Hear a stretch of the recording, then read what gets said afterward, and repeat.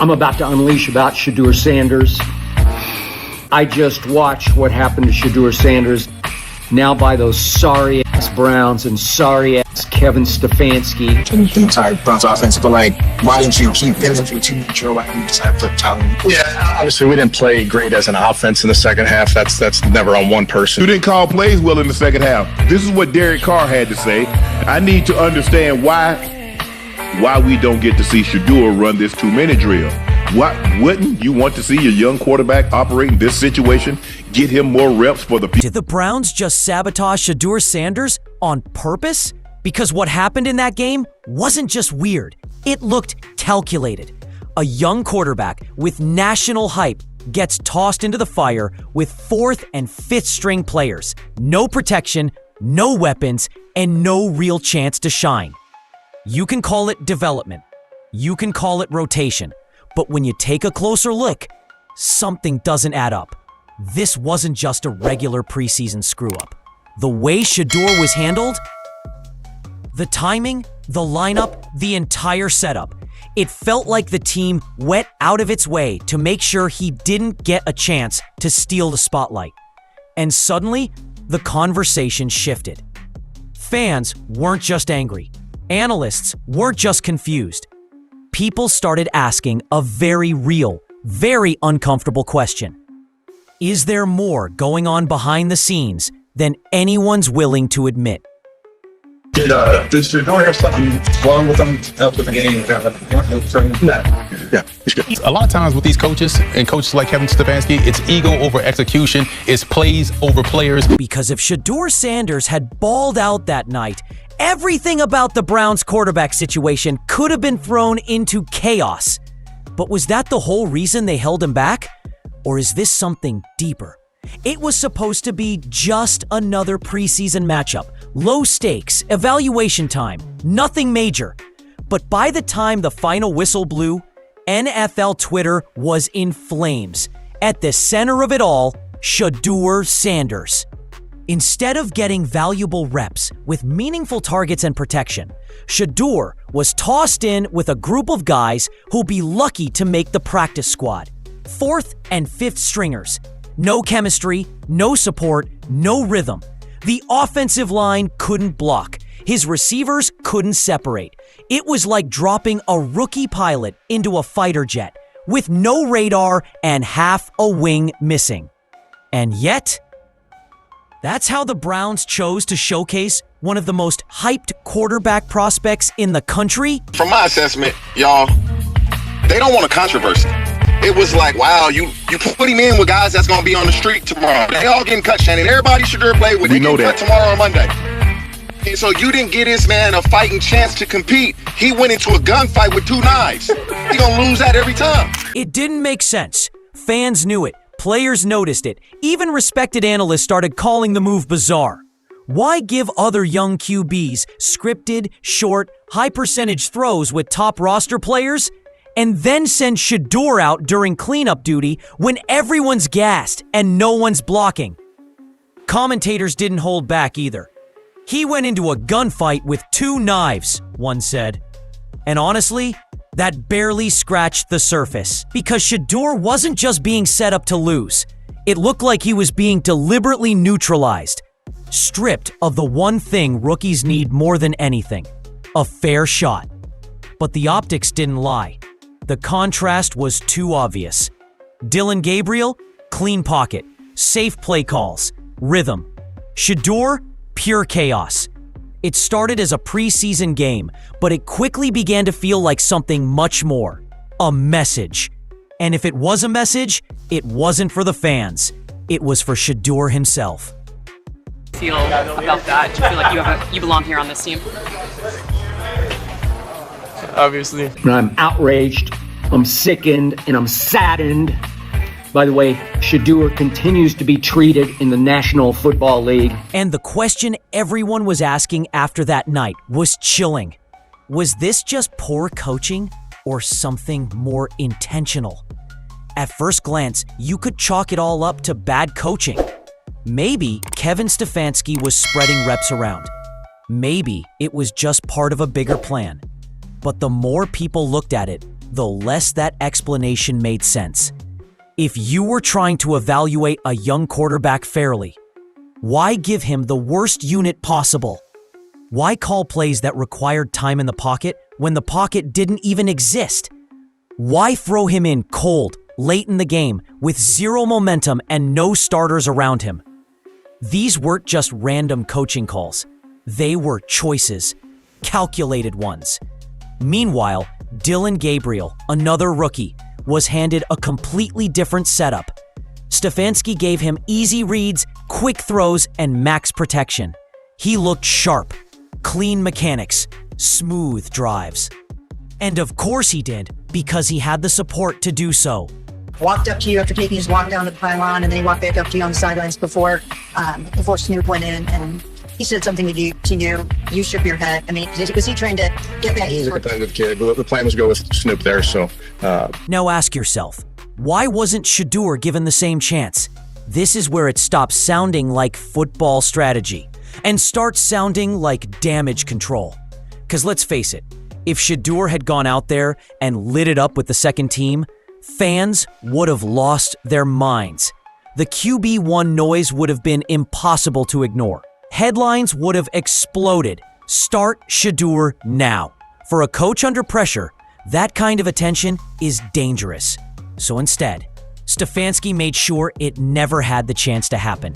And analysts weren't pulling punches. They called it what it looked like. Plays over players, ego over execution, and even a sabotage disguised as strategy.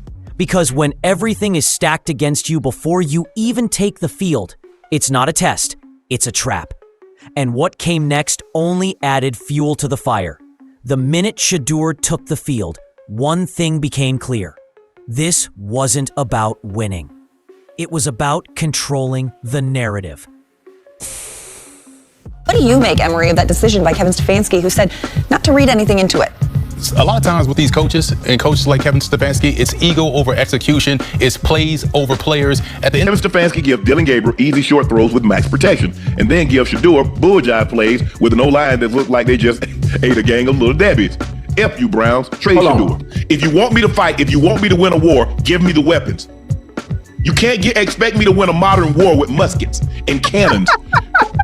They use drones now. They use stuff with precision. Pinpoint accuracy. Because if Shedeur Sanders had delivered even one touchdown drive with that crowd watching, if he'd made just a few highlight plays, the entire quarterback conversation in Cleveland would have changed overnight. Suddenly, you've got fans demanding answers, articles, debates, merch flying off shelves. QB1 Shedeur Sanders? It would have gone viral by morning. And the Browns couldn't let that happen. According to insiders, the plan wasn't to showcase Shedeur. The plan was to keep him quiet. No splash, no headlines, no controversy. Play it safe. Protect the depth chart as it is. And most of all, avoid the heat. Because all it would take is a solid performance.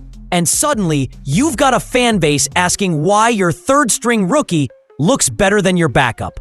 Or your starter. That's how QB controversies start. And coaches hate those.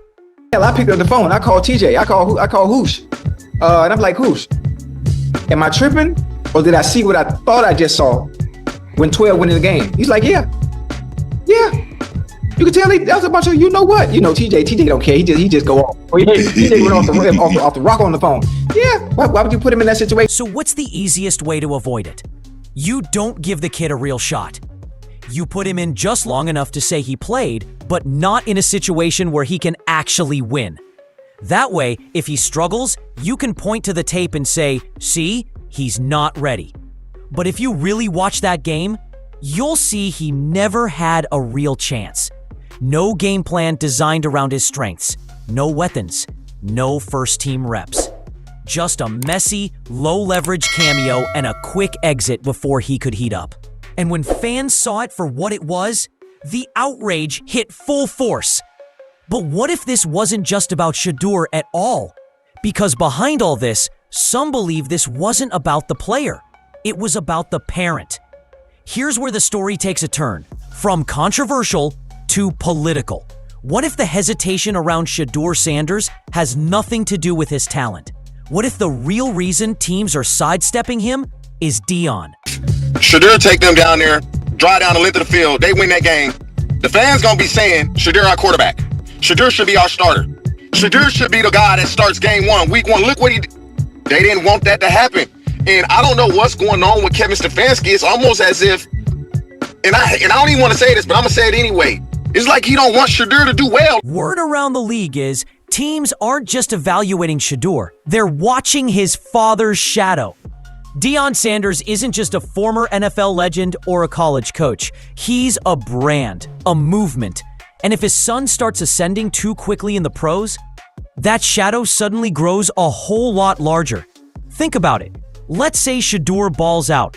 Now imagine the headlines. Coach Prime raises an NFL star. Could he coach next? That's the problem. It's not just fear of a young quarterback climbing too fast. It's fear of what that climb represents. A power shift, a new standard, maybe even a crack in the NFL's old school coaching circle. It's been whispered that teams were hesitant to draft Shedeur too high for exactly this reason. Not because of a flaw in his game, but because of what he brings with him. The image, the noise, the name Sanders. And if Shedeur succeeds early, Deion's influence blows the gates wide open. Executives know it. Coaches feel it. Some even fear it. I know a lot of people think this is just some woke opinion. It's not a woke opinion. I know woke. I'm just telling you, this young man can play quarterback at the highest level in this league. He is capable of being a franchise quarterback and taking a team to the promised land. And the word of mouth, it's not like there's a memo sent out, but the word of mouth all around this league was, let's teach him, and especially his daddy, a lesson. Let's just put them in their place. It's like he got sabotaged today. That's how it struck me that they threw him in because they didn't want him to make any more splash and put any more heat on Stefanski. But it's a desperate, dangerous situation in which he's got no shot, man. He's throwing to Sal freaking Canella? What? And nobody can separate. Looked like the Rams were playing some second teamers. It's just excruciating to watch what they're trying to do to Shedeur. Again, they're still trying to teach him a lesson. They sabotaged it. They rigged it against him today, putting him in with third and fourth stringers, fifth stringers. Because if Shedeur lights it up, some front offices are going to start asking hard questions. Why don't we hire the guy who made him? Nobody wants to be the coach who gets replaced because the quarterback's father was just better at developing talent. So instead of embracing the story, it feels like the league is suppressing it. And that Browns game, that might have been the first move in a bigger chess match. To the casual viewer, Shedeur's preseason performance looked forgettable. Some missed throws, a stalled drive, nothing to get excited about. But anyone who understands football and actually watched the details knows it wasn't just poor execution. It was a setup, and it was hard to ignore. While other rookie quarterbacks were being eased in with controlled reads, quick checkdowns, and actual first-team linemen, Shedeur was out there playing survival mode. You know what's crazy? Him getting picked like later probably didn't help that. For sure. Because now they underdog. Yeah. Now everybody like, man, y'all ain't I'm definitely getting a Shedeur Sanders jersey. And I am too. Like, I want a Shedeur Sanders jersey. And now you're an underdog story. Yeah. And now when he killed, he's going to be even more probably. Bro, he's going to touch a... His pocket collapsed before the ball hit his hands. Receivers ran lazy routes with no separation. Protection was a disaster. Timing, gone. It wasn't just that he played poorly. It's that he was thrown into a no-win situation. And here's what's worse. The play calling didn't even suit his strengths. Shedeur excels in rhythm passing, quick progressions, designed rollouts, shades of his time at Colorado, where he absolutely cooked defenses. But the Browns didn't give him any of that. They gave him long developing plays behind a crumbling O-line. What are we really judging there? His talent or his ability to survive sabotage? Meanwhile, Dillon Gabriel was getting reps with second stringers who could actually catch the ball. Same coaches, same game. totally different energy. Dylan looked poised, efficient, protected. They gave him a real stage. Shedeur, a trap door.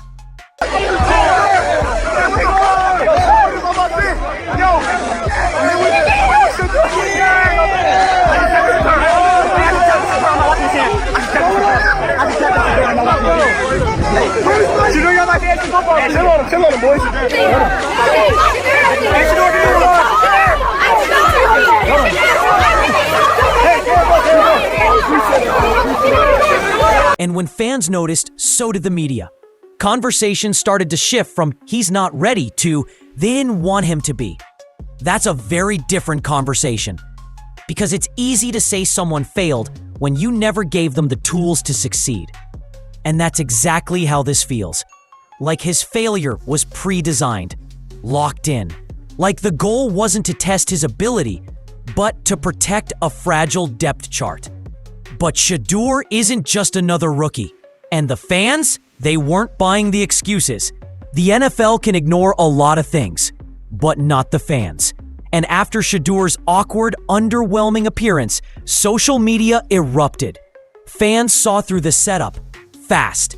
Clips of Shedeur's O-line getting steamrolled were everywhere.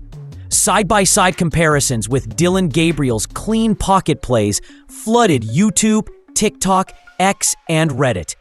But it wasn't just outrage. It was energy. And the word of mouth, it's not like there's a memo sent out, but the word of mouth all around this league was, let's teach him, and especially his daddy, a lesson. Let's just put them in their place. It was just sickening and shameful to watch. Let's teach them who we are and who they're not. And all those coaches who didn't want to take him were scared to death that if you did take him, that pretty soon the owner is going to be thinking, well, I could get Deion Sanders to coach. I'm going there because it's going to create box office, and maybe he's a better coach than you are, coach. He is. Scared to death of. People weren't mad because Shedeur played bad. They were mad because it felt like they were trying to bury him. And just like that, the narrative flipped.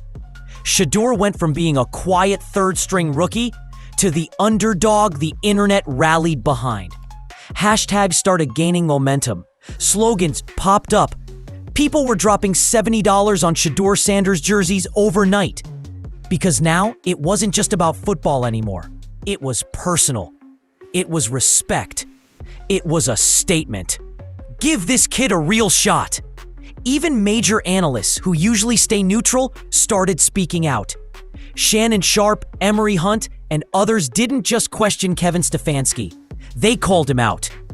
Ego over execution, they said. Intentional. Sabotage. And whether or not the Browns want to hear it, those words now define the conversation. The Browns front office has put themselves in a box. Because now, every time their current QB struggles, the camera is going to pan to number 12, the rookie they buried and never gave a real shot. And you can already feel the pressure starting to build. They tried to silence the hype, but they underestimated how loud the backlash could be. And the louder it gets, the more dangerous it becomes for those who tried to keep him quiet. But what happens if this backfires?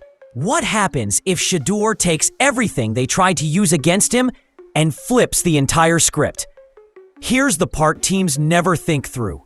What if trying to hold him back actually made him stronger? Legends aren't born from smooth paths. They're forged in chaos. Think about it. Tom Brady was a 6th-round afterthought, but the moment someone opened the door, he tore the league apart. Lamar Jackson? They said he couldn't throw. Then he won MVP. Jalen Hurts? Too raw. Until he led his team to the Super Bowl. Now ask yourself, what happens when Shedeur Sanders finally gets the shot he was denied? The NFL loves to label. Developmental QB, they'll say. Not pro-ready. But when a guy has the motor Shedeur has, the leadership, the mechanics, the chip on his shoulder, those labels fall apart fast.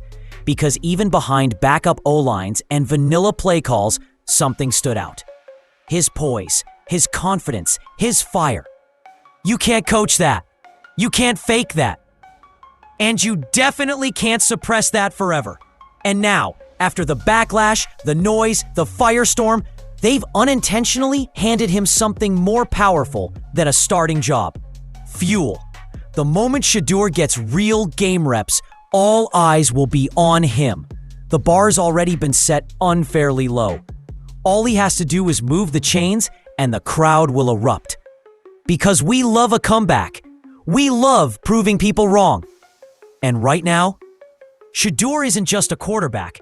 He's become a symbol of the fight against the politics of the league.